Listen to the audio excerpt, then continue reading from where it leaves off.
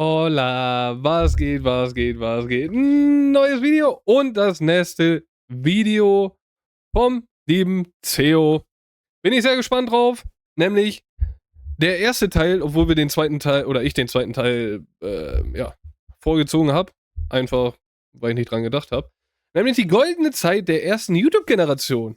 Bin ich sehr gespannt, wer da überhaupt alles drin ist. Ich habe zwar ein paar im Kopf, ein paar wurden ja auch gesagt, aber für mich im Kopf, erste YouTube-Generation, boah, da kann ich mich jetzt auch so in den Boden schießen, aber Waititi müsste dabei gewesen sein. Ähm, Apple War TV, hieß das so? Ich glaube, die müssten da eigentlich auch gewesen sein. Bullshit TV, bin ich mir jetzt gerade nicht mehr ganz sicher. Fresh Torge müsste eigentlich auch aus der ersten Generation sein. Wen haben wir noch? Natürlich hier Sammy Slimani war das, glaube ich. Der müsste eigentlich auch erste Generation gewesen sein. Also ich bin sehr gespannt, um welche Leute es hier geht. Ja, wie gesagt, ne, ich werde jetzt natürlich das ganze Video auch sagen und. Aber unten ist das Originalvideo drin. Wenn ihr, oder was heißt, wenn ihr, schaut da auf jeden Fall vorbei, gibt CEO auf jeden Fall ein Like dafür, für seinen Schnitt, für alles. Das erste Video, oder so gesehen, das zweite Video war schon extrem geiler Schnitt, hat extrem Spaß gemacht und ich weiß, dass es jetzt wieder so sein wird. Deswegen, wenn es nach dem Video oder vielleicht auch jetzt eben schnell, zack, geht eben auf das Video, lasst ein Like da, lasst sogar ein Abo da und gönnt dem Mann auf jeden Fall die Liebe, die er verdienen sollte. Und ja, jetzt gehen wir rein. Let's go. Dort gibt es alles Mögliche zu sehen. Sorry. YouTube. Dort gibt es alles Mögliche zu sehen. Lustige Katzenvideos. Miau! Bitte zu CEO rübergehen und ihn haten. Ja, Leute, wenn es eine Nee. Das ist auch crazy, ne? Da muss ich aber auch wirklich sagen, da hat sich YouTube ja extrem entwickelt, ne, mit diesen Thumbnails.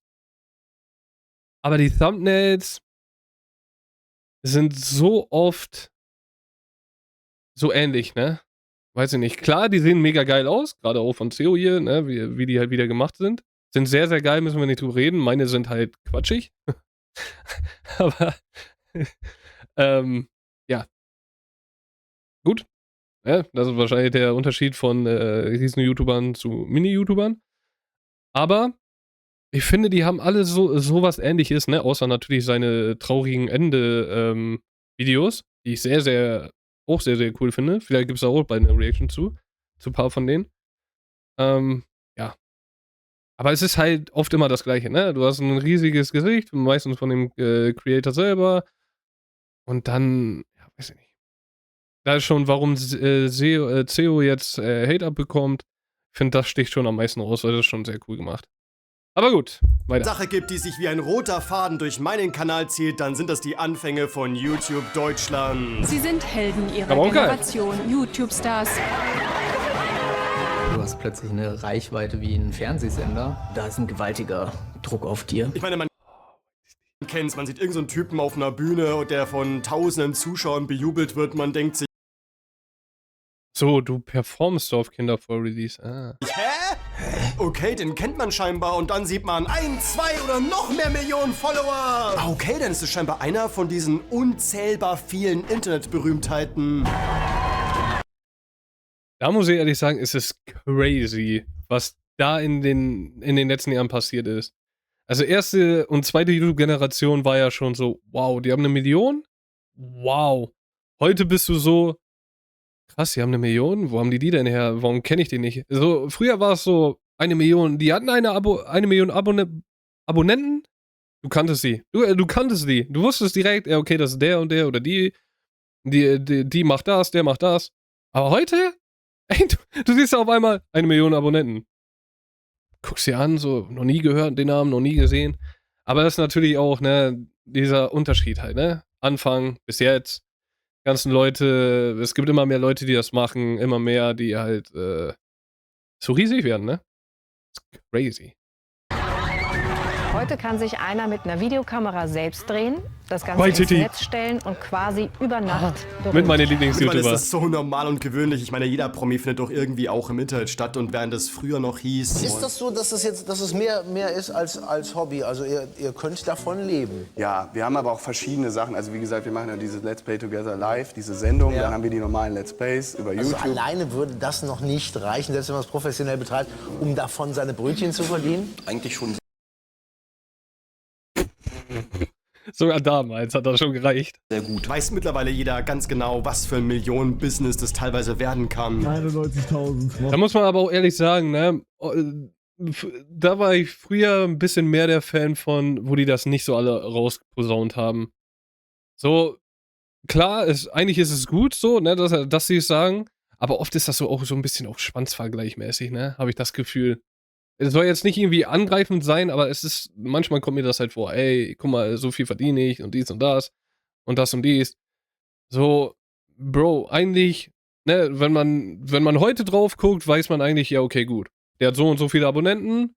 Mein Lieblingsstreamer oder YouTuber, bleiben wir jetzt bei YouTube, mein Lieblings-YouTuber hat so und so viele Abonnenten, hat so welche Zuschauerzahlen, da kannst du ja selber fast ausrechnen, dass die Person dann auch gut verdient, ne? Oder ungefähr verdient. So, aber gefühlt gab es ja auch eine Welle jetzt. Ich weiß nicht, ob das immer noch so ist, aber gefühlt Anfang des Jahres oder letzten Jahr.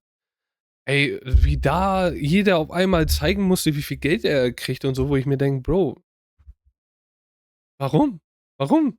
Ist doch am Ende des Tages eigentlich einfach egal. Bad, Digga, das ist crazy. 348.000 Euro für den Zweitkanal. Seit Erstellung. Ja, lol, ey. Alles wird immer größer, es gibt mehr Nischen, mehr Sparten. Content Creator kommen und gehen, manche wünscht man sich zurück, bei anderen eher weniger, ne? Ah, es brennt so sehr! Digga, heul leise, Mann.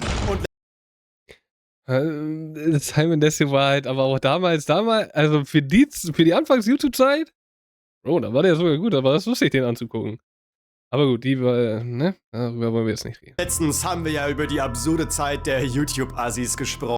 Werde ich mir ganz sicher nicht reinziehen. Also das ist ein Video, was ich mir von CEO nicht angucken werde, weil ich hab die gehasst. Ich hasse die. So, ne, diese scheiß Prank-Kacke und sowas, ne. Warum? Warum machen wir das? Von daher dachte ich mir, komm, drehen wir das Ganze mal um und reden über die goldene Zeit der allerersten YouTuber. Oh mein Gott! Cold Mirror. Oh, shit. Stimmt ja. Cold Mirror war... Also ist Legende. Die Frau ist Legende. Also ich finde, dass die neue Generation und die nächsten Generationen vielleicht Cold Mirror gar nicht kennen. Boah, das ist ganz schwierig. Ich fand ihre Videos immer so unterhaltsam und da ist so viel... Gerade ihre Harry Potter-Dinger. Generation. Wo viele sagen, das war die YouTube-Deutschland-Hochzeit, das war die beste Zeit. YouTube damals, kennst du ja auch selber, fing sehr, sehr klein, sehr bescheiden in sich an. Und ich rede jetzt, by the way, nicht über Kanäle wie iBlali, Ape Crime oder Bullshit TV, weil das ist für mich eher so 2010er-Shit. Ich meine, die Generation, die noch erklären musste, was überhaupt dieses YouTube sein soll. Wie kann man das beschreiben, was YTT ist? Ja eine Sketchshow im Internet. Und YouTube ist unsere Plattform wie ein Sender. Guckt euch mal an, wie das... Ach du Kacke. Wie das damals noch aussah. Hilf mir her. Eigentlich. Das ist eben jetzt unser Kanal auf YouTube. Hier sieht man dann auch gleich das erste Video und muss nicht mehr tun, als da draufklicken und Ey, man, überlegt sich mal, ne? Guckt euch das alte Ding mal an. In irgendeinem gümmeligen PC, vielleicht sogar Kinderzimmer. Und heute haben die alle riesen Gaming-Setup, scheißegal. Ich meine, ich will bei mir auch nicht falsch reden, ne? Weil ich habe jetzt auch nicht hier gerade wenig Geld reingesteckt, so. Aber, das ist crazy. Dann geht das auch normalerweise schon los. Eine Zeit, die komplett nerdig und überdreht war. Und eigentlich war das Motto, je verrückter ein Video, umso besser. Das muss ein bisschen einen Knacks haben. Ich finde es manchmal echt traurig. Ein bisschen. Wir reden hier von den Außenseitern. Ein bisschen. Bro, diese fucking Videos, die waren total verrückt. Wenn man sieht, damals waren wir alles so kleine Nerds, die einfach coolen Scheiß machen wollten. Und heute geht es ja eher darum, make money, bitches. So. Eine Zeit, wo gefühlt alle YouTuber sich gegenseitig kannten, weil es gab ja auch nur eine grobe Handvoll. YTT und Cuddy, Gold Mirror waren so die ersten, mit denen man Kontakt aufgebaut hat. Und vor allem eine Zeit, bei der es noch komplett abwegig war, dass man überhaupt damit irgendwann mal Geld verdienen könnte. Das ist halt, ne, du merkst halt, ne, wie sich die Zeit halt ändert, ne, wie sich die Leute angezogen haben, wie Mr. Trashback ja gesagt hat.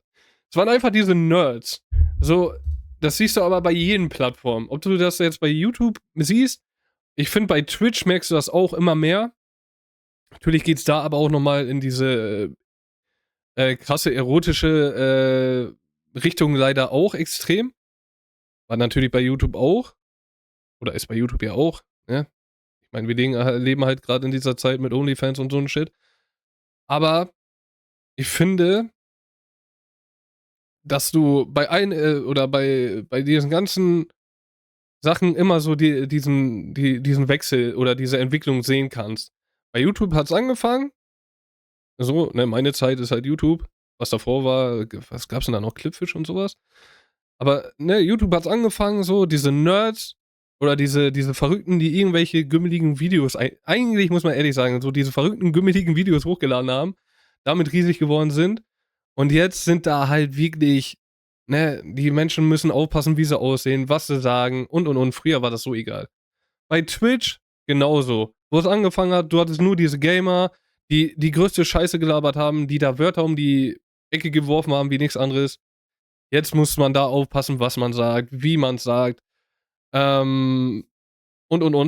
Das ist so verrückt. Und das ist ja mehr diese neuen Apps und Websites dazukommen, ne, zum Beispiel TikTok mit, wie ist das vorher? Es ist ja genauso. So, du merkst das überall, dass so dieser Gelddrang irgendwann hochgeht. Und natürlich auch dadurch, dass die Leute das halt auch irgendwo zeigen. Was ja auch nicht verwerflich ist, weil wenn du mehr Geld hast, kannst du dir auch Sachen kaufen, auf die du Bock hast. Ne? Also ich rede jetzt nur vom Äußerlichen. Und was sich halt dann schon ein bisschen abhebt von diesen ganzen Sachen. So, ne, du kannst dich einfach legerer kleiden, sag ich mal, so edler kleiden, ne, wenn du dann irgendwie vorfährst, anstatt mit einem Opel auf einmal mit einem dicken Mercedes oder so. Das sind dann halt schon, ja, krasse Sachen. Weit verbreitete Meinung war immer noch, ja, YouTube ist halt, sind doch nur Katzenvideos.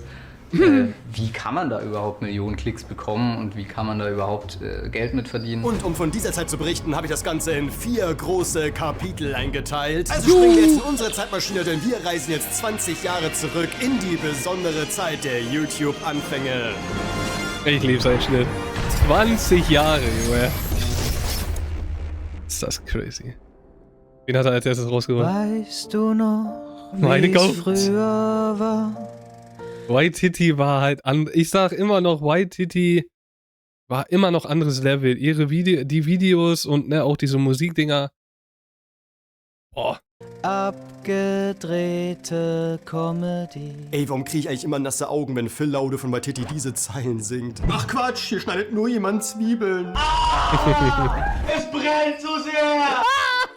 Zoe, du kriegst einen Auftrag, dass du diesen Part mit Es brennt so sehr irgendwann mal einbaust für mich. Aber ja, so sah die Startseite 2000. Oh, ach du Scheiße. Meine Fresse. Das sieht ja fast aus wie bei Pornhub. 5 noch aus und damals war bis auf ein paar seltene virale Hits die Szene noch ziemlich ruhig. Irgendwelche Leute, die irgendwas Ulkiges machten oder sagten, aber ja, natürlich auch die ganz berühmten Katzenvideos sowie die ersten Content-Versuche. Lord of the Weed. Ach du.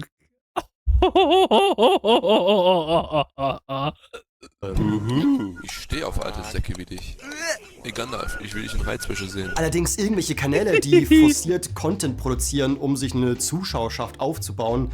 Ey, diese Idee war nicht mal geboren. Selbst YouTube als... Ich check halt, also ich verstehe, heute, klar. Heute, ne, du siehst, dass es funktioniert hat und. Oder gerade auch, wo die erste YouTube-Generation schon voll drin war und die ihre ersten 500.000 hatten oder so. War so, okay, gut, ne? Du kannst das machen und. Aber wie kommst du denn da drauf? Am Anfang von dieser Website, ja okay, ich mache jetzt einfach ein Video. Ich mache jetzt einfach ein Video, lade das hoch und irgendeiner wird sich das wohl anschauen.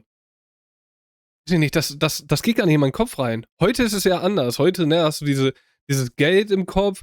Du hast, alles hat sich ja viel, viel weiterentwickelt. Geld, vielleicht willst du auch irgendwas da draußen loswerden, den Leuten irgendwie einfach einen coolen Tag machen, ne, irgendwie geil connecten. Aber früher, klar, vielleicht hast du auch so gedacht, ja, okay, ne, wir machen ein bisschen was auch lustig. Aber es war ja nichts wirklich Großes drumherum so. Das ist crazy. Die Plattform hat man nicht ernst genommen. Immerhin Das gab es ja verstehe ich auch noch aber ganz viel Konkurrenz wie Clipfish, Roffel.to oder eben damals noch der Roffel.to. MyVideo, stimmt. Marktführer MyVideo. Dein Musikfernsehen der Zukunft. Klick dich rein. Bis dann 2006 das erste bekannte Gesicht auftauchte. 2006. Die Queen. Cold Mirror. Boah, ist das crazy gerade. Ja, Cold Mirror, unsere YouTube-Mama. Und mit ihr folgten schnell die nächsten. Alexi Bexi, Herdotori. Stimmt, Alexi Bexi zählt ja auch dazu. Hilfe. Julians Blog. Oder Alter, kennt ihr noch Alberto? Hey, also erstmal groß Dank. Auch crazy Videos damals. Ich meine, der Mann ist ja wieder da, ne? Ich meine, das freut mich auch für ihn. Auch geil so zu sehen mit seinem Football-Ding und so alles. Aber die Videos mit Hey, ey. Das wieder eingestellt hast. Willkommen bei. Aber vor allem natürlich unsere Quotenrussen, die ganz lange die Spitze von YouTube Deutschland dominieren sollten. Unser Leben ist Rock'n'Roll. Unser Leben ist Rock'n'Roll. Ja, die Außenseiter, Dima und Sascha Kowslowski. Wir waren dann von 2.9 bis 2.12, der meist abonnierte Kanal. Ich sag's euch, über die beiden könnte ich Stunden quatschen und hey, das habe ich an sich auch schon getan. Aber gefühlt gab's auf ihrem Kanal... Wie lange geht das Video? Über die beiden könnte ich Stunden quatschen und hey... Auch 20. Da muss ich halt wirklich auch nochmal wieder einen Shoutout an CEO rausballern, ne? Es macht so Bock, dass der Mann halt wirklich so 20 Minuten bis halbe Stunde Dinger rauskloppt, ne? Manche Dinger, wenn die länger sind, ist ja auch okay, ne? Wie zum Beispiel hier eine Stunde oder 44. Gut. Aber das muss man sich mal geben. Bei Simon Unge eine Stunde, okay. KS Freak 44. Verrückt. Dass er dann ein fucking 20 Minuten Video macht bei die Außenseiter. Okay. Crazy. Aber, muss halt ehrlich sagen, ich feiere CEO einfach dafür. Das sind so crazy Videos. Das habe ich an sich auch schon getan. Aber gefühlt gab es auf ihrem Kanal alle ersten Male. Die ersten YouTube-Collabs, der erste alberne Merch, aber auch der erste Klick.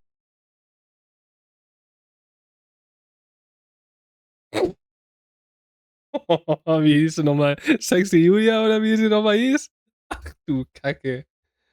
Ja, wurde vielleicht auch mal, wurde der kleine Mann vielleicht auch mal gebürgt, ey. So wie die ersten Langzeitfilme, aber auch Musikvideos. Auch wenn ich morgen sterben muss, als obdachloser Stiefelputzer. Alter, wenn ich die ganzen Gesichter schon wieder sehe.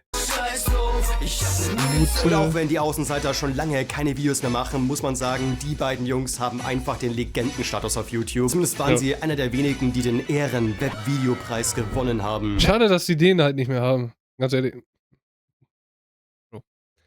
Wie gesagt, die beiden, die haben es aber auch verdient. Die haben es so vollkommen verdient. Wen haben wir denn hier? Lagi, KF, Lion, KF. Melida müsste das hier sein. Die beiden Außen, ja. Herzlichen Glückwunsch an die Außenseiter. Der Ehrenpreis. Doch als ich die beiden 2007-8 rum entdeckt habe, sahen ihre Videos noch so aus. Boah, Junge, das war so geile Zeiten, ey. Ich habe mich verliebt in ein Mädchen. Ja, die Videos waren komplett bekloppt und gefühlt ohne Logik. Sie nennen sich die Das hat gar keinen Sinn gemacht. Aber er hat sich die Scheiße trotzdem gegeben, weil es irgendwie doch lustig war. Außenseiter sind aber längst im Olymp der deutschen YouTube-Stars angekommen. Und ich meine das gar nicht abwertend, aber damals habe ich den Kanal eher so, ja, mit einem Auge verfolgt. Also einfach mal nach dem Feierabend mal so reingeschaut und dann, cool, neues Hairbat-Video, gut, rein da, wieso nicht? Für mich war das Ganze keine große Sache, bis ich dann plötzlich dieses Fan-Treffen-Video gesehen habe.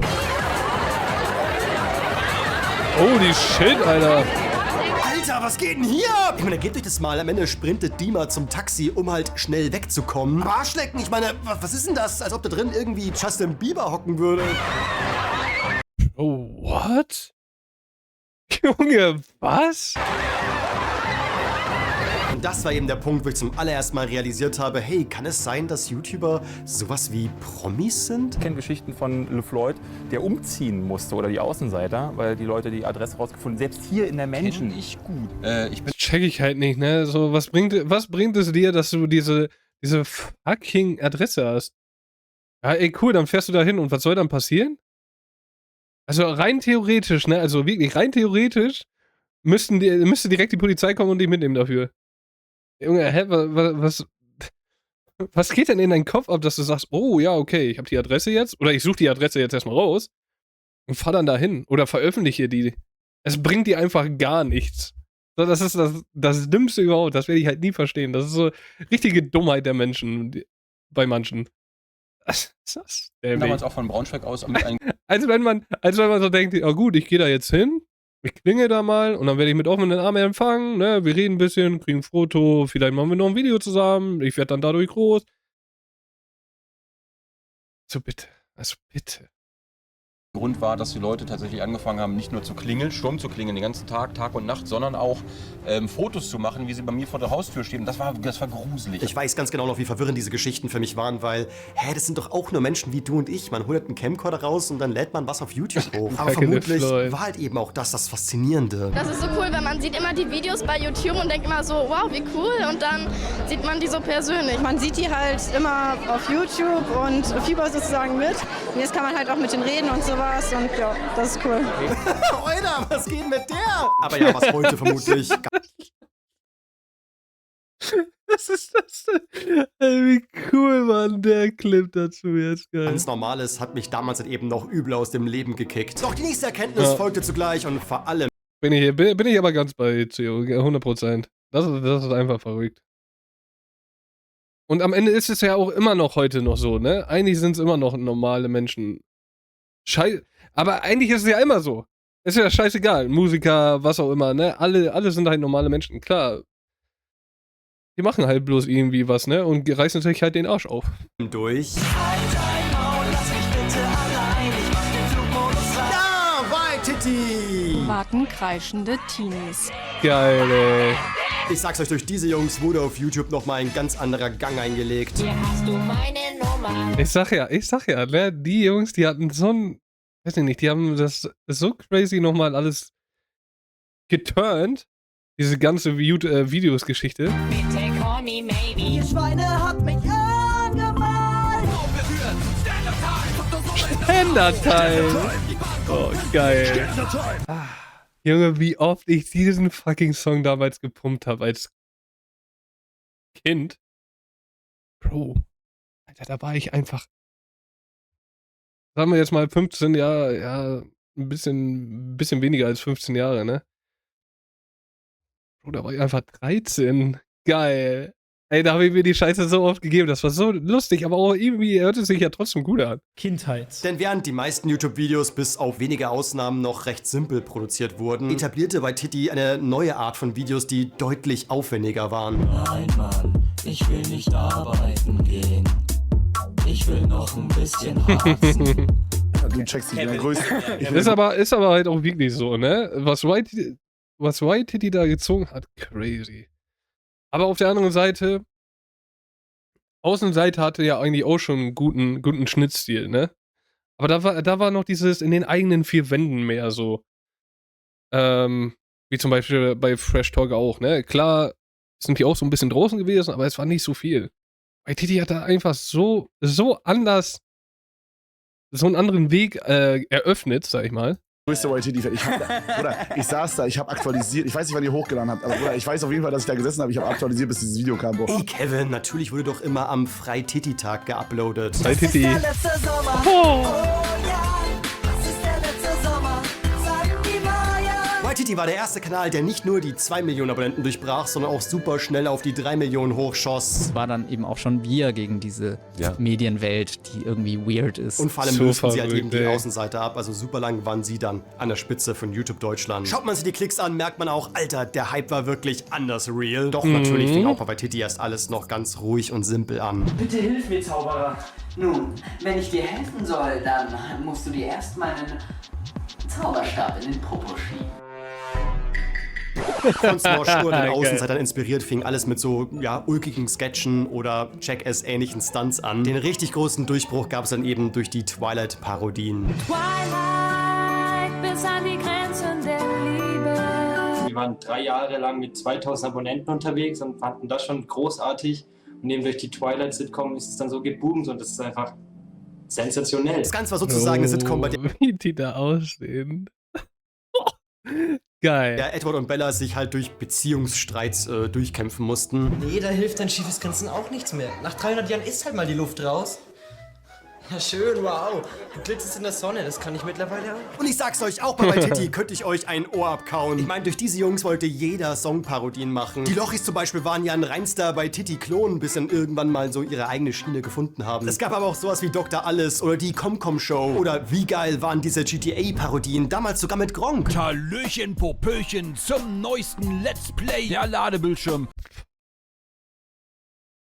Also diese Stimme von Gronk wird auch für mich immer YouTube-Papa sein. Das wird auch immer so sein. Also diese Stimme ist so in meinem Kopf drin.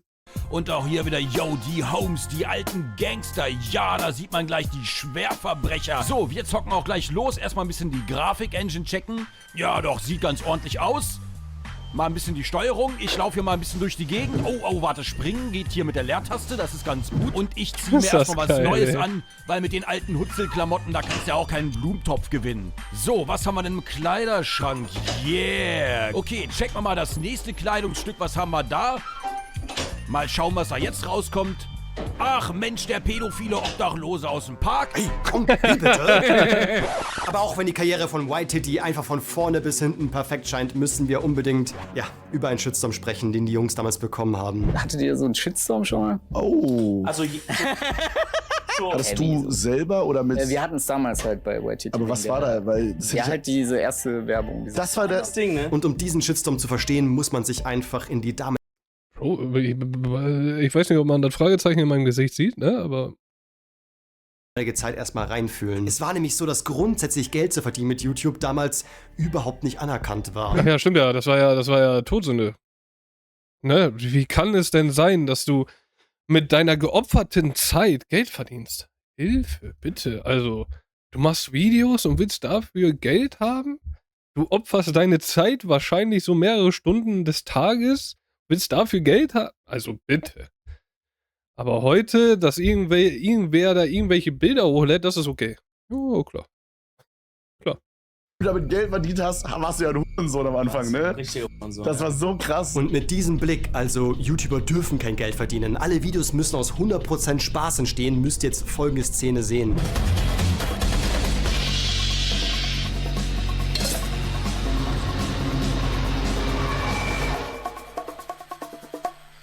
Prost. Oh nein, ist das etwa Werbung? Vielen Dank an Coke für die Unterstützung. Das ist... Stimmt, ja. Ey, ich weiß auch noch, immer dieses Ding hier, so. Oh. Oder wenn irgendwie was abgeklebt ist. Ich meine, heute sieht man das immer noch bei vielen. Oh Junge, lass die Leute doch ihr Geld verdienen damit. Die reißen sich doch den Arsch auf. Ob es jetzt die Zeit ist, ob die lustige Videos sind, ob das irgendwelche lehrreiche Videos sind oder was auch immer. Das verstehe ich einfach nicht. Auch wenn es irgendwelche Instagrammer sind. Solange die irgendwas Geiles verkörpern, ne, dass man einfach sein Ding machen sollte, vielleicht irgendwelche Make-up-Routinen für die Mädels, für die Jungs, ne, irgendwelche Gamer, die irgendwas Geiles vorstellen, irgendwie die ganzen wissenwerten Leute und. Oder diese lustigen, lass die Leute doch machen. Natürlich, wenn es unter die Gütelinie geht, heißt im Sinne, ey, es ist so cringe, dass du am besten aus dem Fenster springen solltest, dann, ne? Oder, was gibt's denn noch? ja, ne, irgendwie mit, bei den Mädels mit Brustvergrößerung und Arschvergrößerung und so eine Scheiße anfängst. Ist totaler Quatsch. So. Jeder soll seinen Scheiß machen, was er will, ne, aber trotzdem bin ich immer der Meinung, ey, seht zu, dass ihr halt so eine Vorbildsfunktion halt trotzdem irgendwo habt. Ja, wenn man es selber macht, kann man machen, aber man muss halt oder ne, man sollte dann trotzdem so seiner Community auch erzählen, ey, ich mach das aus dem und dem Grund und dies und das. Weil das ist einfach so. Wenn du diese Schiene wählst mit dem öffentlichen Leben, dann musst du das halt auch alles erklären. Und da finde ich halt, bin ich der Meinung, da zieht nicht mehr dieses, ey, aber ich will meine Privatsphäre und so. Klar, ne, in manchen Sachen, gerade so, wenn jemand nach Hause kommen sollte oder so, das ist klar. Dass das ein No-Go ist, ist klar. Aber sobald du irgendwas an dir veränderst, musst du das ja einfach erklären, weil es ja einfach Teil deines Jobs ist. So, du gibst ja deinen Körper, oder ne, du gibst deinen Körper, dein Gesicht, alles so ja frei oder gibst das ja ab für den Job. Heißt, wenn du da irgendwas veränderst, du richtest deine Nase, du lässt dir Fett absaugen, es gibt ja so viele Sachen, dann erklär es wenigstens. So, da bin ich der Meinung. Und wenn du es nicht kannst, dann heul nicht rum, sag ich ganz ehrlich. Werbung, lyncht sie! Aber am Ende des Tages scheißegal. Also, was heißt scheißegal, ne? Aber am Ende des Tages, wenn du damit Geld verdienst, da sollte man nicht drüber rumheulen. Und gerade jetzt in 2025 oder die nächsten Jahre sollte man da am wenigsten drüber heulen. So diese ganzen Nerds, die irgendwas gezockt haben, verdienen auf einmal ein bisschen Geld damit, wenn nicht sogar sind in irgendwelchen Sportarten. Ey, es gibt auf einmal E-Sports, regt sich auch keiner auf, dass die auf einmal Heidengeld verdienen können, oder, ne, das Geld verdienen können. Man, das ist halt Geld, das ist halt Zeit, Geld, was die verdienen, dadurch, dass die sehr viel Zeit, oder, ne, dass die Zeit investieren. Dann sagst du doch. Immer noch besser, als wenn die sich irgendwo hinharzen und vergümmeln. Versteh nicht, check ich nicht. Ja, was heute Alltag ist, war damals eben noch komplett was Neues. Ich meine, mittlerweile haben wir ja ganze Videos zu dieser Internetbranche. Wir sind mittlerweile in einer Influencer-Teleshopping-Era angekommen. Holy! Aber damals Das stimmt. war das eben was komplett Neues, wie YouTuber machen Werbung. Das ist das allererste Mal, dass jetzt überhaupt sich über dieses Thema in großem Stil unterhalten wird. Bei uns gab es ja erstmal den Begriff noch gar nicht. Ja. Es gab ja noch keinen Influencer. Das Wort gab es einfach nicht. Aber auch die rechtliche Seite war damals noch überhaupt nicht klar. Oh, dieses Influencer-Ding war auch wild, ey. Wie da früher auch darüber gesprochen wurde. Oh, Influencer, oh, das hört sich an wie eine Krankheit und dies und das und oh, wenn man das so sagt und oh. Ey, Junge, das ist so verrückt, ey. Letzten Endes gelten die gleichen Regeln wie im Fernsehen auch. Product Placement müssen als solche gekennzeichnet werden. Aber das wurde es nicht. Also Hashtag Werbung in der Ecke, das war damals noch nicht etabliert. Wenn da Absicht dahinter steht und auch Geld fließt, ein Auftrag erteilt wird, dieses Produkt zu zeigen, das ist Schleichwerbung. So ist es auch bei den YouTube-Videos, die wir uns angesehen haben. So kommt es vor, ja. Und Alter, mich haut's so aus den Socken, mit welchen Summen damals noch YouTuber bezahlt wurden. Der Preis 80 € für 1000 Aufrufe, sogenannte Views. Weiter heißt es, bei YTT garantieren wir auf ein Video 650.000 Views. Das kostet also 52. Warte, was? Ich hab gar nicht Alter, zugehört. mich haut's so aus den Socken, mit welchen Summen damals noch YouTuber bezahlt wurden. Der Preis 80 € für 1000 Aufrufe, sogenannte Views. Weiter heißt es, bei YTT garantieren wir auf ein Video 650.000 Views. Das kostet also 52.000 €. Oh mein Gott, ey, die sind ja steinreich dadurch geworden.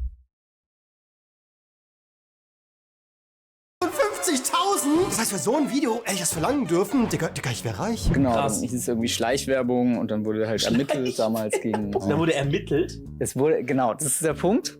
Muss ich gleich richtig... Aber da muss man ja auch wirklich sagen, das war ja bei verdammt vielen, ne? Ob das erste, zweite Generation war oder auch die späteren.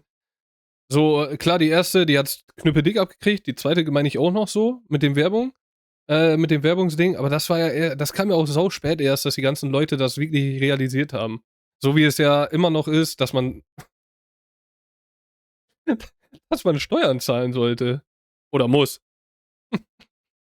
Das ist schon ein Riesending. Also da bin ich aber auch ehrlich, ne, dass dieses Steuerthema später auf den Tisch kommt, oder dass viele das später checken, als dieses Werbung-Ding, ist crazy.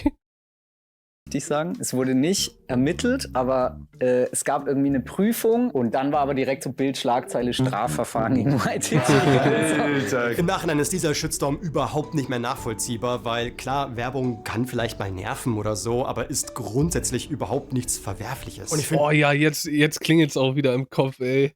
Wenn ich diese Bilder jetzt wieder sehe, stimmt. Boah, beim ersten Mal nicht, aber jetzt, wo wir darüber reden, die Werbung und einen Scheiß, so, wenn ich richtig drin bin, boah, stimmt, was da für ein Fass damals aufgemacht wurde. Ei. Und wie die sich dafür rechtfertigen mussten. Werbung kann vielleicht mal nerven oder so, aber ist grundsätzlich überhaupt nichts Verwerfliches. Und ich finde, die Jungs haben auch das ganz gut gemacht. Also es wurde kein Briefing runtergelesen, sondern das Ganze wurde kreativ umgesetzt und gut mit eingebunden. Also muss man das Ganze doch einfach nur mit der heutigen Transparenz irgendwie kombinieren. Also komm, ich probier's einfach mal. Geil gemacht. Sehr, sehr geil. Ja, wenn Theo seine Werbung macht, auch immer. Das ist immer so geil, wie er die da reinballert, ne? Aber es ist halt wirklich so. So, ich finde Werbung immer okay, wenn es gut eingefügt ist. Ne? Auch zum Beispiel, gehen wir jetzt einfach mal davon aus, ich bin von dieser Marke hier gesponsert. Ich meine, ich kriege da sowieso kein Geld für, ne? Aber das Salvuswasser. So, ich hatte auch schon andere Wassersorten oder Wassersorten hier. Ja. Auch in Videos, dass ich dafür kein Geld kriege, ist ja wohl irgendwie klar. Aber ich finde, wenn ich das jetzt hier so am Trinken bin, ne, und du halt die ganze Zeit dann siehst, ey, oder der Zuschauer halt sieht, ey, der trinkt die ganze Zeit das Wasser, das muss anscheinend gut sein, dann ist ja okay. So, aber nicht dieses, was ja heute wirklich bei den Videos richtig krass ist.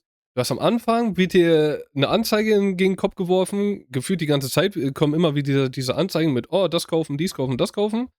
Dann kommt so ein Part nochmal mit Werbung, wo die wirklich Werbung machen. Und da denke ich mir so, klar, dass ihr Geld verdienen wollt, gar keine Frage, ne, aber übertreib's doch nicht. Verbaut das geil, so, dann macht das auch viel, viel mehr Bock zuzuschauen, weil ich finde, ich habe das Gefühl, oder bei mir ist es auf jeden Fall so, gucke ich jemanden, egal jetzt ob YouTuber oder Streamer, gucke ich jemanden und da ist mir zu viel Werbung drin, dann ist das ganz schnell weg. Da gucke ich mir die Person einfach nicht mehr an, weil ich finde, das ist so ein Killer. Wenn du das geil einbaust, warum nicht? Tu mir mal einen Gefallen und check einfach mal, was du gerade so für einen Handytarif hast. Vergleich einfach mal deine Kosten mit diesem Prepaid-Angebot von Vodafone. Zum Beispiel gibt's für 9,99 € 15 GB und für 14,99 € sogar 30 GB Datenvolumen. Und das Ganze ist wie gesagt... Da finde ich aber auch krass, ne? Für Vodafone Werbung zu machen bei den ganzen Sachen, was da so, also was man auf Twitch gesehen hat. Das finde ich immer noch crazy, dass da so viele mitgehen. Dieser Prepaid, also es gibt keine Vertragslaufzeit oder so. Du kannst jederzeit zwischen diesen ganzen Modellen hin und her wechseln, aber eben auch für eine Zeit komplett pausieren oder halt wieder aufnehmen. Also du hast zu 100% die Freiheit. Bei allen Tarifen ist SMS und Telefonie kostenlos deutschlandweit mit dabei, genauso wie Wi-Fi-Calling und EU-Roaming. Und wenn du Neukunde bist, dann behalte deine alte Rufnummer und erhalte ein 10 € Startguthaben. Damit kannst du ja zum Beispiel kostenlos das Kolja S-Paket antesten, also du hast da gar nichts zu verlieren. Also vergleich deinen jetzigen Tarif mit dem von Vodafone und wenn sich ein Wechsel lohnt, dann klick unbedingt auf meinen Link in der Videobeschreibung. Denn wenn du da deine E-Mail eingibst und das Kolja S-Paket abschließt, bekommst du einen Best-Choice-Gutschein in Höhe von 10 €. Diesen kann man bei diversen Online-Shops einlösen, wie zum Beispiel bei H&M. Ein Dankeschön geht raus an Vodafone für Sponsern von meinem Kanal. Und ich hoffe, dass einige von euch, die vielleicht momentan noch zu viel bezahlen, jetzt hier eine günstigere und vor allem flexible Alternative gefunden haben. Okidoki. No? Alles klar. Gut. Wie gesagt, eigentlich skippe ich das, aber ein bisschen Playzeit tut den YouTubern auch nicht schlecht. Gerade wenn es ein gutes Video ist. Da lasse ich das auch über mich ergehen. Wie war das? Naja, wenn ich ehrlich bin, habe ich gerade die 60 Sekunden geskippt. Bitte zu Theo rübergehen und ihn haten. So, die nächste Erkenntnis leite ich mit einem weiteren YouTube-Urgestein ein.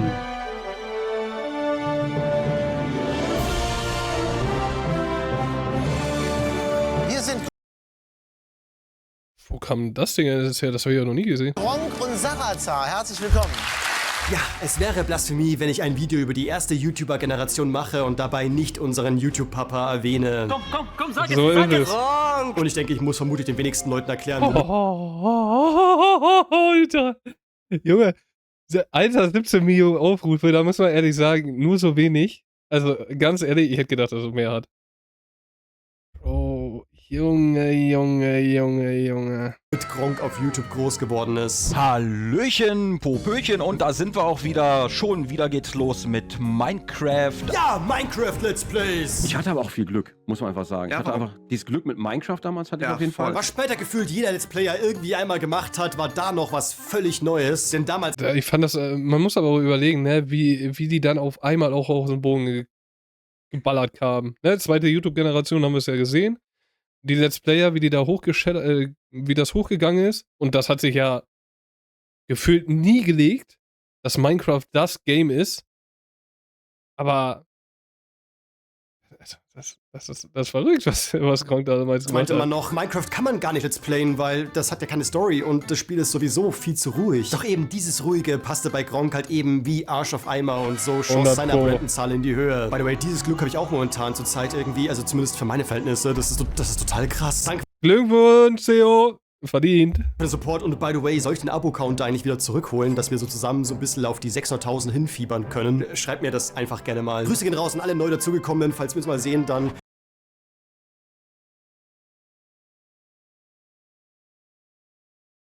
Ja. Gebe ich dir irgendwie einen aus oder so. Hey, komm doch am besten zur Podcast-Tour mit Hübi und mir. Schluss für diese Eigenwerbung! Okay. Wer mich kennt, der weiß, ich bin... Aber ne? Das meine ich. Es ist einfach, zack, eben kurz, bam. Aber es ist, du merkst halt keinen Unterschied. Es ist jetzt nicht so ein bam, Schnitt, zack. Du wirst auf einmal in ein ganz anderes Thema reingeworfen, sondern es ist einfach die ganze Zeit so ein flüssiger Übergang. Deswegen, solche Werbung nehme ich so mit. Ich bin ein riesiger Fan von Gronkh und seinem Content, allerdings war das tatsächlich nicht immer so. Denn am Anfang war das für mich einfach nur irgendein Let's Player und umso irritierter war ich, als es plötzlich hieß: Kürzlich hat er die Jungs von White Titty überholt und somit... Kontor. Stimmt ja, ey. Kontor, die Musik, Dingens. Halleluja. Ja, aber da bin ich auch so. Gronkh, ne, habe ich nicht viel geguckt. Ich habe Minecraft ein bisschen die Anfangsdinger geguckt. Ich glaube bis Folge 100 oder was auch immer. Okay, ist doch ein bisschen viel. Dann dieses Edna, ne, dieses Psychiatriespiel oder was das war. Das fand ich auch sehr, sehr geil. Aber ich finde, da merkst du halt dieses Ding bei Gronkh. So diese ruhigen Dinger, wo du eigentlich, du kannst da auch so anders drauf gehen, aber Gronkh durch seine Gelassenheit, durch seine ruhige Aussprache und wie er redet, seinen Ton und so, du hattest so Bock, dir die ganzen Sachen da immer anzugucken. Aber ich habe den auch nicht großartig verfolgt. Trotzdem muss man ja einfach sagen, dass das einfach Papa ist. Das ist einfach so. So, wen haben wir denn noch? Gronkh, White Titty, klar, Kontor, LeFloid, stimmt, LeFloid, der war auch immer sehr gut dabei. Aber hatte auch ein geiles Format. Also ich fand das immer geil. So diese Nachrichtendingens, aber immer so mit diesem krassen Humor. Immer perfekt. Wünschte ich mir, dass das heute immer noch so ist. Ich weiß gar nicht, ob der immer noch Videos macht. Außenseiter müssen wir nicht reden. Majestic Casual, sagt mir nichts. Pete Smithy. Heutiges Pete Smith, geil. Ape Crime Reloaded. Ist ihr der erste Gaming-Kanal in Deutschland, der es auf Platz Sorry Leute, ich habe wieder vergessen umzutauschen. 1 geschafft hat? Ich meine, es sei ihm ja gegönnt, aber wir haben das hier gegen das hier. Das ist doch nicht fair. Aber ja, Aufwand ist halt eben nicht gleich Erfolg. Es gibt ja noch andere Attribute. Ich finde, bei der ersten YouTube-Generation hast du das noch nicht so gemerkt. Weil, klar, ne, wenn du dich vor der Kamera stellst und so, hast du nochmal, ne, du hast diese ganzen Sachen, die du vorsprechen musst, wie du dich bewegst, vielleicht irgendwelche Sachen, die so passieren müssen, dann das Schneiden und. Aber als Let's Player ist es ja auch nicht gerade wenig, ne? Du setzt dich dahin, zack, hast dann deine Aufnahme, musst das natürlich dann auch erstmal die ganze Zeit da quatschen und dann natürlich so quatschen, dass du interessant bist, was durch ein Video oder durch ein selbstgemachtes Video nochmal einfacher ist, weil du halt, ne, dadurch durch deine Gestik, Mimik und so alles viel, viel, viel mehr, ja, weiß ich nicht. Ich finde, da kannst du viel mehr Interesse aufbauen. Oder interessanter werden. Junge. Und ja, aber am Ende des Tages so, da war für mich so, ja, okay, gut, ne, oder ist für mich heute immer noch so, okay, die verdienen ihr Geld. So, klar, heute ist das alles so ein bisschen einfacher, auch mit dem Let's Play-mäßig, oder ne, mit dem Dingens. Okay, so viel einfacher ist es eigentlich nicht. Aber früher, mit diesen über Nacht mussten die Videos hochladen, damit es 2 Tage später gefühlt online gehen konnte. Heute klickst du drauf, nach 10 Minuten ist ein Stundenvideo gefühlt oben, in HD. Das ist verrückt.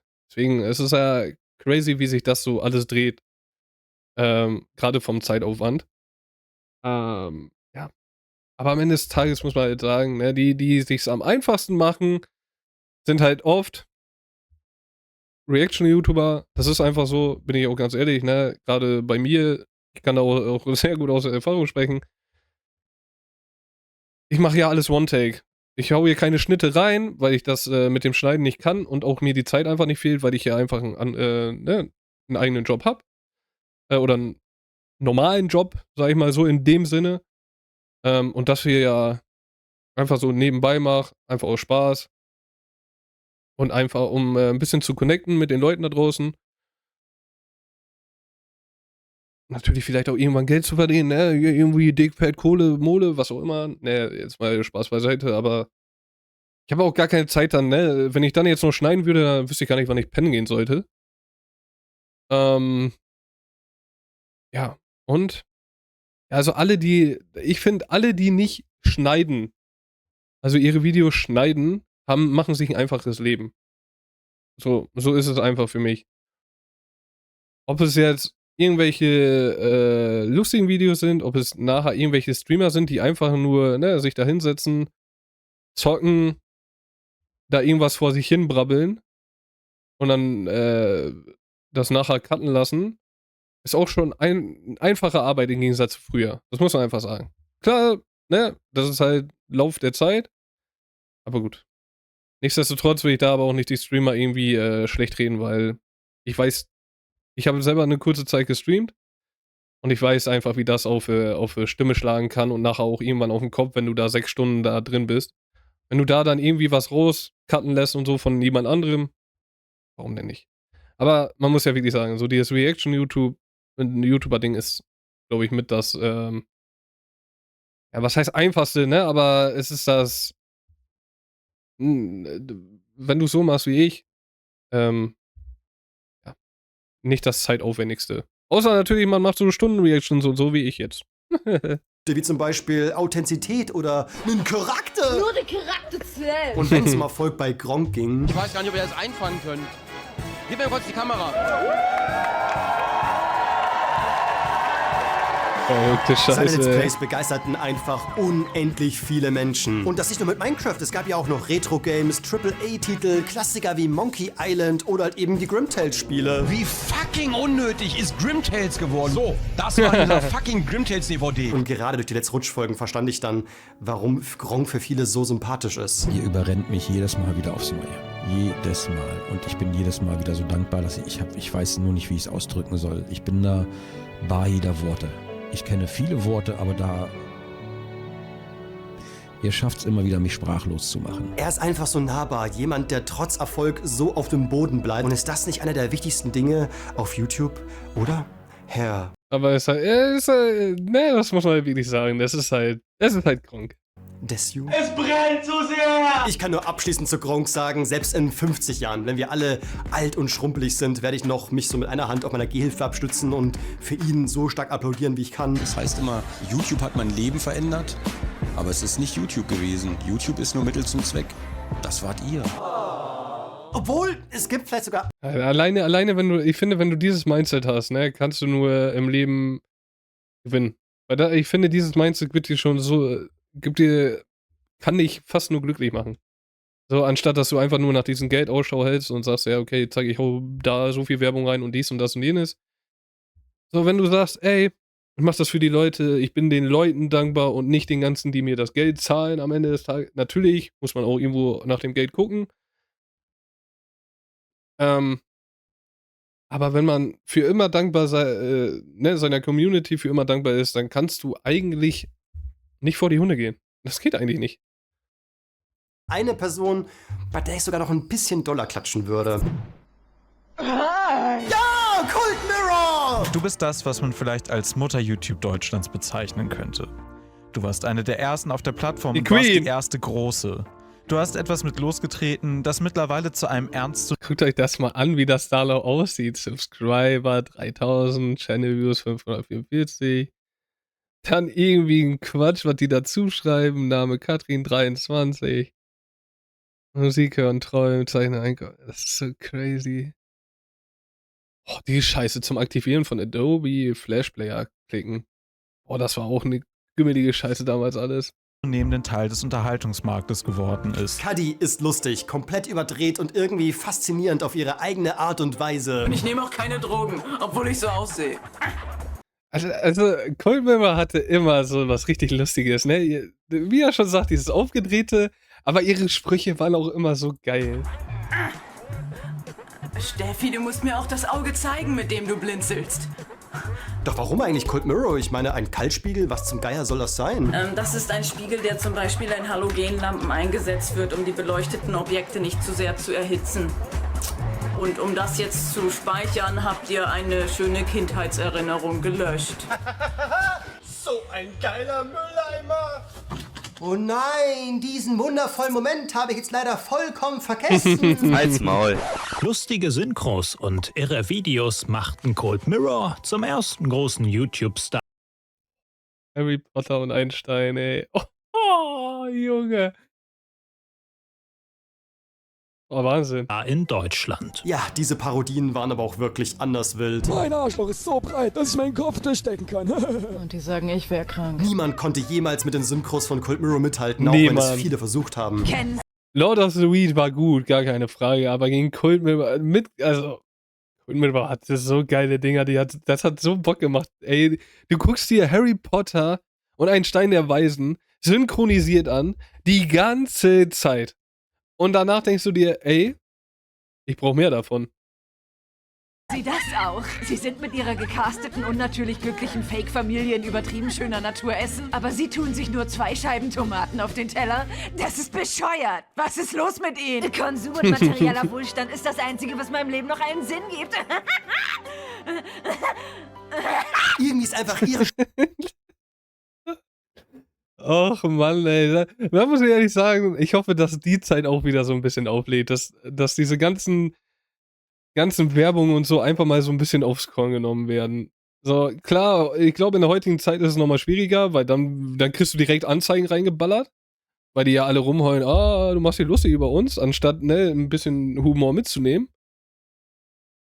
Aber das will ich mir halt wünschen, das war geil. Stimme und vor allem ihr Humor für diese Art von Videos geschaffen, also Szenen neu zu vertonen. Möchtest du etwas Speck, Specki? Ich schwärme für Speck.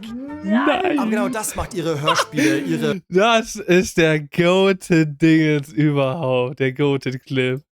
Ich schwärme für Speck. Nein! Aber genau das macht ihre Hörspiele, ihre schlampigen Animationen, aber auch ihren Podcast so einzigartig, wie sie eben sind. Und bis heute wird Cold Mirror von Hunderttausenden gefeiert. Cold Mirror, also die einzige Creatorin, die vielleicht sogar vor mir, zumindest auf YouTube-Videos hochgeladen hat. Aber ich war riesiger Fan, bin ich immer noch. Und ich habe noch nicht mal erwähnt, dass du es geschafft hast, dich in den mittlerweile mehr als 10 Jahren nicht zu verändern und bis heute einen Scheiß... Das geht auch gar nicht, das geht gar nicht.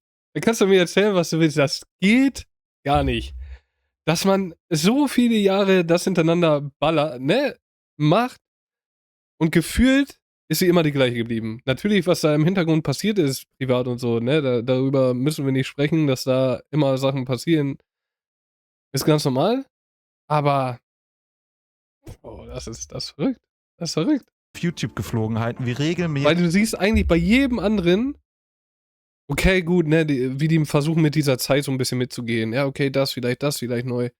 So, aber Cold Mirror immer die gleiche. Gronkh natürlich auch. So, er ist auch immer dieser Gelassene geblieben und ist natürlich vielleicht ein bisschen ein bisschen mit der Zeit so ein bisschen mitgegangen. Ich weiß nicht, wie es da jetzt aussieht. Aber bei Cold Mirror war ja wirklich immer dieses Ein und die gleiche. Die Videos, die damals hochgeladen haben, sind genau die gleichen, wie die heute sind. Das macht gar keinen Sinn. Upload-Zeiten, Intros, sonstige etablierte Strukturen oder auch nur das bloße Monetarisieren von Videos gibst. Und gerade letzteres ist wirklich erstaunlich, weil Kadi verdient nur Geld durch Funk oder andere. Das muss man sich mal geben. Bei 1,5 Millionen Abonnenten und die hatte die ja schon eine Zeit lang vorher, ne? Klar, muss man da ja auch zu sagen, was ich ja gerade sagte, ne? Mit den Werbungen, mit dem Film, Synchro. Da wird die bestimmt ordentlich Scheiße gefressen haben, sage ich jetzt mal extrem gesagt. Ist ja genauso wie, ne? Das ist ja das Gute, dass ich in dieser Stellung bin, sage ich mal. Wenn man Reaction-YouTuber ist für Musik, machst du auch kein Geld mit. So, ich habe jetzt 1100 Videos hochgeladen und von diesen 1100 sind vielleicht 100 oder ein paar mehr monetarisiert. So, aber das ist halt so die Sache, ne? Das ist halt so, den Weg gehst du halt. So, entweder ja oder nein. So. Und ich finde, das ist halt so dieses, okay, ich habe Spaß daran, bam, ich mach's. Fertig. So, weil das ist ja auch die Sache, je mehr du aufs Geld guckst, desto mehr geht's doch auch bergab, desto mehr hast du doch, also sobald du verlierst doch immer mehr den Spaß, je mehr Geld du kriegst, gefühlt. Weil, ne, du musst dann sehen, ja, okay, das wird jetzt angesagt, das ist jetzt angesagt, das ist jetzt angesagt, oh, okay, ich mag das nicht, aber ich muss das machen, weil sonst komm ich nicht mehr gut an. Da hätte ich ja gar keinen Bock drauf. So, versteht man, was ich meine? Deswegen. Aufträge. Sie war nie im YouTube-Partnerprogramm oder hat irgendwelche Placements angenommen. Dabei wäre ich mir sicher, ihre Zuschauer würden ihr das sogar gönnen. Doch, 100 Pro. Warum eigentlich? Also Geld ist schon geil, ne? Die hat so eine coole Art, ey. Aber letzten Endes denke ich, ich bin sehr froh, dass ich mich nie von diesem doch fehlerhaften System abhängig gemacht habe. Und auch wenn Cold Mirror super viele unterschiedliche Arten von Videos gebracht hat, am meisten verbinden natürlich die Zuschauer sie mit Harry Potter. Und natürlich kommt da eine Frage auf, die vermutlich jeder Potterhead mal beantworten muss. Was hält sie denn eigentlich von der Autorin, also J.K. Rowling? Ja, die ganze J.K. Rowling-Geschichte ist halt so mega traurig. Früher habe ich immer gedacht, ich möchte J.K. Rowling mal die Hand schütteln. Das möchte ich nicht mehr machen. Scheiße auf sie, Mann. Ich trage Liebe in mir und die möchte ich weiterempfinden und ich lasse mir das nicht von ihr kaputt machen, auch wenn sie die Autorin ist. Aha, willst du also sagen, dass sie die Frau egal ist? Kann sie dir nicht egal sein? Einfach egal. Darf es mir egal sein? Nein, das darf ja nicht. Das darf ja wohl nicht sein. SEO, der kennt auch keine Grenzen. Zusammengefasst, ich habe Cold Mirror damals kennengelernt als fröhliche, aufgeweckte und glückliche Frau. Ich meine, warum sollte man es auch hinterfragen, wenn jemand dauernd im Video lacht und glücklich ist und super viele Späße macht? Wer käme da auf die Idee, dass halt in der Realität da irgendwas anders sein sollte? Meine Lebensphilosophie ist, dass ich einfach nichts vom Leben erwarte, aber wenn das Leben mir was Schönes schenkt, dann bin ich froh. Und ich finde, das ist so krass, sowas sagen zu mögen. Ne, sowas zu sagen, finde ich. Aber das ist ja wirklich so, ne? Du siehst, die Menschen vergessen halt immer, dass da wirklich auch Menschen hinter sitzen, die noch ihr privates Leben haben. Wo halt viel Sachen dahinter passieren, wo du halt nicht was du halt nicht mitbekommst. Auch oft, Gott sei Dank, so ist. Aber es ist ja einfach so, ne? Man kann viel vor der Kamera lachen und. Auch wenn man sich nicht verstellen will, manchmal muss man es, weil es vielleicht irgendwie ein Job geworden ist oder weil man vielleicht irgendwie eine Serie am Leben erhalten will, die man hat, ne? Zum Beispiel jeden Tag ein Video hochladen oder so. Oder was auch immer. So, da musst du dich halt da irgendwie durchzwängen, sag ich mal so. Aber dass man privat dann irgendwie total im Arsch ist oder so. Deswegen das ist schon crazy. Wenn du dann so einen Satz bringen kannst, verrückt. Aber das ist wieder dieses Mindset-Ding, glaube ich, auch dazu, ne? Dass du dann halt darüber reden kannst, dass du auch vielleicht dir selber sagst, ey, geh in Therapie, so, ich erzähl's aber sonst keinen vielleicht oder erzähl dann nur, ne, meinen Besten davon, und baust dir einfach irgendwie so ein kleines Schutzschild auf. Wie zum Beispiel, ne, ich zum Beispiel, ich treffe einfach direkt diese Vorkehrung und sag, ey, mir ist scheißegal, was andere dazu sagen, sollen sie sagen, wenn sie darüber lachen, sollen sie drüber lachen. Wenn sie mich haten, werden sie weggeblockt, juckt mich nicht. Und am Ende des Tages ist für mich einfach nur dieses Ding, ich mache, worauf ich Bock habe und fertig ist. So, und auf der anderen Seite auch noch dazu, warum sollte ich mir irgendwelche Gedanken machen über andere? So, ne, die irgendeine Meinung über mich haben, die irgendwie rumheulen oder die irgendwie nur haten wollen. Klar, ich spreche das auch oft in den Videos an, weil da dann in dem Zeitpunkt mich irgendwie jemand kurz abgefuckt hat. Natürlich, ich finde, das sollte auch irgendwie normal sein, nicht, dass du so kalt wirst, dass dich das gar nicht mehr stört. Ich glaube, da sind wir Menschen, das geht gar nicht bei uns Menschen. Aber ich finde halt, ne, klar, du kannst da kurz drüber nachdenken, aber du solltest schnell so diesen Gedanken fassen, ey, warum soll ich mich darüber aufregen? So, es ist mein Leben, ich mache das, worauf ich Bock habe und fertig ist. Wenn ich mich hier darüber jetzt noch aufrege, dafür hätte ich gar keine Zeit. Oder dafür hat man gar keine Zeit. So, das ist wieder Lebenszeit, die dir einfach geraubt wird. Oder die man sich selber raubt. Deswegen. Aber gut, das ist halt mein Denken, was ich mir halt so aufbaue, ne? Schon verrückt. Das ist super wichtig, man kennt nie den Menschen dahinter. Also egal, wie viele Videos man schaut, das sind alles nur Momentaufnahmen. Ich will nicht mehr leben. Diesen Satz schrieb Cuddy kurz vor ihrem 18. Geburtstag in ihr Tagebuch. Aber ab 18 hat dann mein Leben quasi so eine Kurve nach unten gemacht und ich habe nicht geplant, 30 zu werden. Und jetzt bin ich hier und denke, oh shit, ich lebe immer noch. Ja, Cuddy ging es eine viel zu lange Zeit. Das ist das Schlimme, wie sie es raushaut, ne? Man lacht da trotzdem drüber, auch wenn es sehr, sehr traurig ist. Zeit nicht gut. Meine Schwester ist gestorben, 2007. Meine Eltern haben sich geschieden. Weiß ich nicht, auch 2000 rum, glaube ich, oder noch ein bisschen später. Ja, und ich war halt super unglücklich als Kind. Aber was war das Negative? Warum warst du so negativ? Weil ich mich irgendwie alleine gefühlt habe. Oder ich war halt in der Schule dann auch nicht so gut wegen der Scheidung meiner Eltern. Bin immer weiter abgesagt und habe dann auch gedacht, okay, ich bin so schlecht in der Schule, ich schaffe mein Abitur nicht, so, ich werde nichts irgendwie im Job erreichen. Verluste und Trennungen kommen leider viel zu häufig im Leben vor und auch Leistungsdruck oder vor allem Einsamkeit. Ich denke, ja, da können einige mitreden. Vor allem, wenn dann Ich wollte gerade sagen, da ist, glaube ich, ein Thema, was viele mitbekommen. noch die Hoffnung schwindet. Also wenn man nicht daran glaubt, dass es jemals besser werden könnte, ja, dann wird es sehr schwierig. Was hat dich vom Selbstmord abgehalten? Abgehalten hat mich tatsächlich Harry Potter lesen. Das klingt total kitschig, aber da, als ich 18 war, waren, glaube ich, erst 3 oder 4 Bücher draußen. Das heißt, es kamen noch ein paar weitere. Und ich wollte halt wissen, wie die Geschichte weitergeht. Deswegen an dem Tag, an dem ich beschlossen habe, ich bringe mich um, habe ich aber auch gleichzeitig beschlossen, ich möchte aber zuerst noch warten, bis das neue Buch rauskommt. Und dann, als das Buch rausgekommen ist, war ich schon längst in einer völlig anderen Lebenssituation und hatte eine völlig andere Gefühlswelt. Ich finde es gar nicht mal so kitschig, weil Harry Wahnsinn, ey. Boah.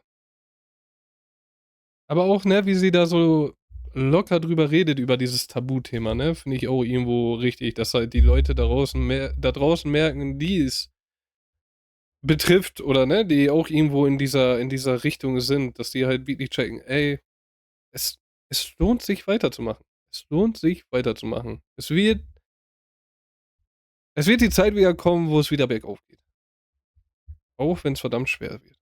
Harry ist ja auch jemand, der halt in einem Schrank unter der Treppe lebt und halt so super beschissene Erziehungsberechtigte hat und halt eben doch ein neues Leben findet mit halt guten Freunden. Ich war einsam und so und dann musste plötzlich jemand auf dich zukommen und sagen, du bist hübsch. So, und ich mag dich ganz doll. Und dann so, ist man wieder fröhlich. Dann kommt so plötzlich ein ganz anderes Element ins Leben rein und ändert alles. Ja, doch, die Liebe hilft auch. Ja, schon heftig, wie sehr andere Menschen einen aus der Scheiße holen können. Also so 1, 2 gute Freunde, das hilft schon sehr viel. Am Ende ist natürlich klar, dass zwar andere Menschen einem schon mal Freude geben können, aber ja, der Endgegner hockt dann doch halt hier oben natürlich. Also am Ende muss man irgendwie lernen, mit sich selbst klarzukommen und halt sich zu verstehen, was man braucht und wer man ist und dass man irgendwie mit sich ins Reine kommt. Wisst ihr, was ich meine? Ich habe lange Zeit Hat er vollkommen recht. Krass, wie das am Ende nochmal so einen Turn nimmt, ne?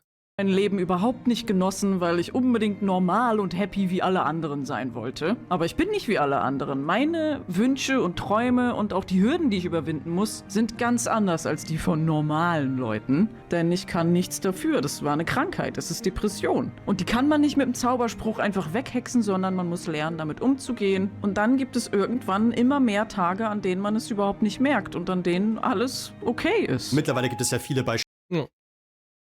Wahnsinn. Ja, was soll man dazu sagen, ne? Man kann da nur zustimmen. Das ist wahnsinnig.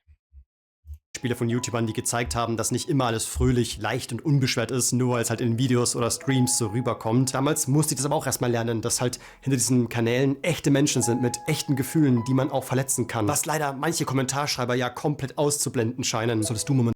Ja, das ist wirklich die Sache. Diese Hate-Scheiße, die muss halt mal wirklich aufhören. Weil das checken halt viele nicht, dass das halt, was die halt damit anrichten. Für manche sind das halt einfach nur irgendwelche Wörter, die da reintippen, vielleicht aus, weil sie es selber lustig finden oder was auch immer. Aber es ist halt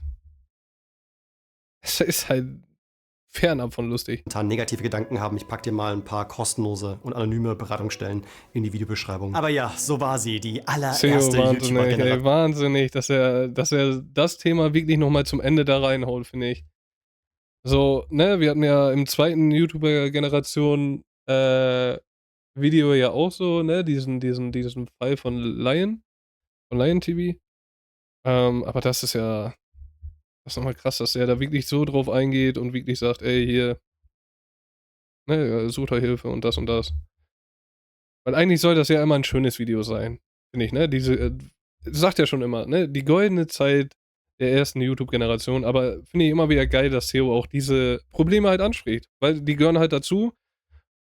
Und es ist halt auch so, wie Cold Mirror gesagt hat, nicht jeder Mensch ist gleich. Der eine hat ein dickeres Pelz als der andere oder die andere. Einige können mit irgendwie Stress sehr gut umgehen, die anderen vielleicht nicht. Aber trotzdem am Ende des Tages sind wir alles irgendwo Menschen. Auch wenn wir irgendwie alle verschieden sein wollen, wollen wir ja auch irgendwie alle gleich sein, was alles irgendwo gar keinen Sinn macht.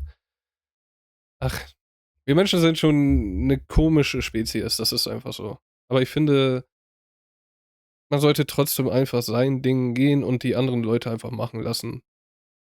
Natürlich, wenn einem selber was nicht gefällt, vielleicht in sich selber reinreden oder so sagen, dass der andere jetzt nicht zu sehr gekränkt ist. So, ne, einfach, ne, mit Verständnis, sag ich mal, kritisieren vielleicht, sag ich mal, oder auch so sagen, dass man sagt, ey, das ist meine eigene Meinung und dies, ne, mein Geschmack so mäßig. Ich glaube, das würde alles um Weiten einfacher machen. Und für die ganzen Hater da draußen einfach mal oben aufs X klicken oder einfach mal weiter scrollen. Ist nicht so schwer, verhindert aber so viele Sachen da draußen. Es war eine totale Aufbruchsstimmung, irgendwie wir gegen das Fernsehen, jung, frei, einfach anders. Mittlerweile, also 20 Jahre später, hat sich so viel getan, manche Veränderungen waren gut, andere eher nicht so, aber so ist es normal, die Uhr dreht sich immer weiter, also heute ist auch die gute alte Zeit von morgen. Von daher sind wir doch einfach mal froh, dass wir mit nur wenigen Klicks in diese erste YouTube-Ära zurückreisen und beobachten können, wie diese Generation den Weg für alle nachfolgenden und unter anderem auch für mich ebneten. Und ich will mein YouTube wieder.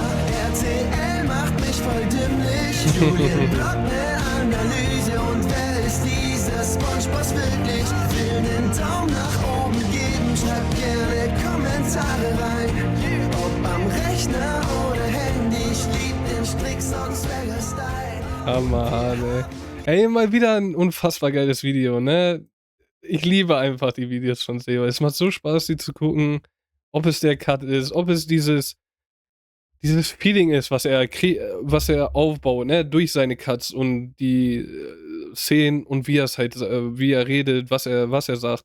Ne, du wirst ja einfach so geil mit reingezogen, dass du gar nicht merkst, dass das jetzt 25 Minuten waren.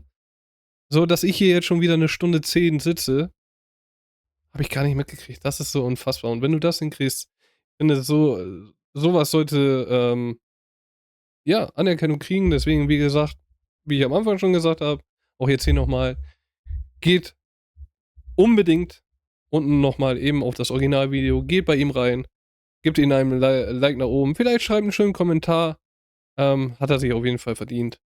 Schaut euch gerne andere Videos auch von ihm an. Ich weiß ja, dass die alle unfassbar geil sind. Ja, und dann war es das mit der ersten, oder die goldene Zeit der ersten YouTuber, so. Ja. Kann nur sagen, wieder wahnsinniges Video. Geil, dass er so die 3 größten und prägendsten da so rausgenommen hat. Ne, klar hätte man jetzt auch noch vielleicht andere nennen können. Ich finde aber, da hat er die besten Beispiele rausgenommen und auch so die prägendsten. Ne, mit Kronk, YTT, die Außenseiter und gerade natürlich Cold Mirror. Gerade auch so, ne, dass es halt so dieses Tabuthema nochmal angesprochen wird. Finde ich sehr, sehr stark. Weil es einfach auch irgendwie zeigt für mich oder auch für alle Leute da draußen zeigen sollte, ey, natürlich ist es Tabuthema, aber es sollte normal werden, langsam über die Gefühle zu reden. Wenn du Freunde hast, mit denen darüber zu reden, dafür sind deine Freunde da. Und wenn du das vielleicht nicht kannst, dass eine Therapie halt nicht so schlimm ist, wie es halt ist. Es ist nicht mehr die Zeit, wo gesagt wird, ey, du bist in Therapie, oh Gott, du bist ein Verrückter und was auch immer. Natürlich gibt es diese Leute, aber diese Leute wird es immer geben. Genauso wie wir es hier haben oder in diesem Video hatten, ey, dass die Leute Geld verdienen mit den Sachen, was die machen, dass die Werbung schalten und. Es werden sich immer Leute irgendwie was rausnehmen und. Deswegen, aber wenn es euch nicht gut geht, geht raus. Vielleicht lenkt euch ein bisschen ab, aber natürlich so, ne, mit Freunden irgendwas Chilliges machen, was Cooles machen. Vielleicht arbeiten, lesen, irgendwie ein Hobby oder eine Therapie. Und das ist einfach nicht schlimm. Das ist einfach okay. Aber wie gesagt, so, dieses Video finde ich halt so geil, dass es halt so augenöffnend ist. In so vielerlei Hinsicht. CO hat da einfach wieder abgerissen. Muss man einfach sagen. Sehr, sehr geiles Video. Und, ja.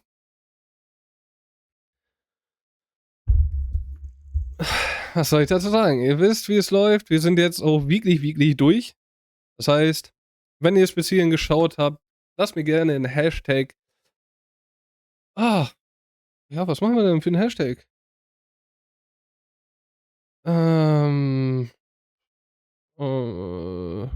Golden Past. Ganz einfach. Ich weiß nicht, ob das grammatikalisch überhaupt richtig ist, aber so goldene Vergangenheit. Ich glaube, das passt eigentlich ganz gut, so ein bisschen. Weil man so schöne Erinnerungen einfach hat, ne? An damals. Oder haben sollte. Das ist einfach so. Und ja. Dann sage ich vielen Dank fürs Durchschauen. Vielen Dank generell fürs Video gucken. Schaut unbedingt bei CO vorbei. Unten der Link drin. Und dann sehen wir uns bei vielleicht irgendeiner nächsten Reaction von CO oder eine andere Reaction. Und bis dahin wünsche ich euch sonst einen wunderschönen Tag. Verliert euer Lächeln nicht. Und dann vielleicht bis zum nächsten Mal. Ciao, ciao.